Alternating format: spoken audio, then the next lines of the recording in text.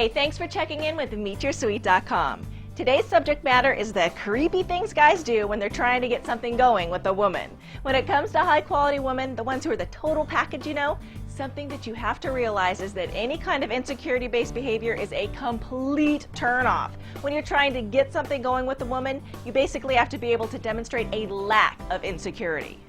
Now, this doesn't necessarily mean you go and peacock and try to be the center of attention by grabbing her arm and trying to impress her by putting on top hats or doing card tricks. No, it just means being capable of being laid back, as though you could care less what she thinks of you, and just being able to be relaxed and comfortable in your own skin. When it comes to women, this kind of behavior, that subtle but genuine kind of confidence and lack of insecurity, tends to be a real magnetic force. Now, the kind of guy who's set on proving something to everyone, that he's the man, that he's the life of the party, and so on, whether that's through peacock clothes or loud behavior, isn't actually all that attractive to most women. Granted, he may attract a certain type of woman, but that's not necessarily the caliber of woman that you're even interested in attaining. Often, in fact, the women who find that sort of behavior attractive are actually the ones with some pretty major security issues of their own. It's an interesting and paradoxical fact that the harder a guy seems to be trying, the less likely he is to get what he wants. Take a guy who's trying to impress a woman, and she'll be repulsed. But take a guy who could care less, who's just laid back and going with the flow, and not putting on a big show to impress anybody. Basically, a guy who's engaged in authentically being himself, and women are going to be drawn to that like moths to a flame. Here are a few other somewhat creepy things that guys do when they're trying to get something started with a woman. And a quick hint, avoid doing these things unless you want women to label you as a creepy guy. Number 1, telling women you don't even know that they're hot. A lot of guys do dumb stuff around women, like walking up to them and telling them just flat out that they're beautiful. No woman in the world who's worth her salt is going to take things any further with you after you feed her something like that.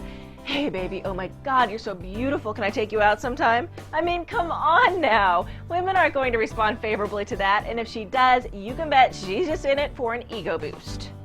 Number 2, any kind of hovering. Like when you hang around a woman when you're trying to work up the nerve to approach her. Guys, women notice stuff like this and it creeps them out. Either walk directly up to her and talk to her or go away. Don't just linger around the vicinity staring because, again, you will creep her out. Number 3, prolonged, unnecessary, and insecure eye contact. Here's a little tip. If you're looking at a woman and you make eye contact with her, hold it until she breaks it. Don't look away until she does. Well, unless it becomes some sort of weird staring contest, which is also not cool. Just to expand on this a little bit, almost all the attractive women that I've spoken to about this have confirmed that it is actually an incredibly annoying thing that guys do. I know you know what I'm talking about here. It's that hopeful, hovery, unnecessary eye contact and staring at a woman, and then looking away as soon as she looks at you. If you've been busted doing this once, then it's not such a big deal and you can relax.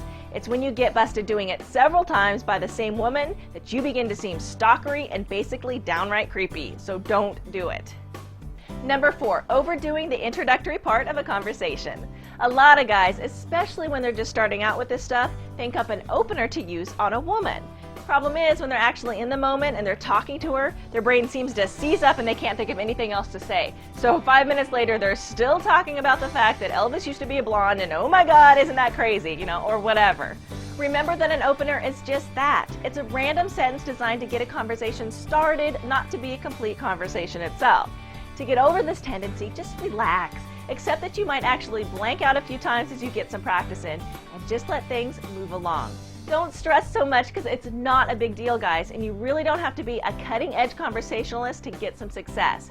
So don't worry about meeting standards or anything like that. Just relax and let events unfold by themselves.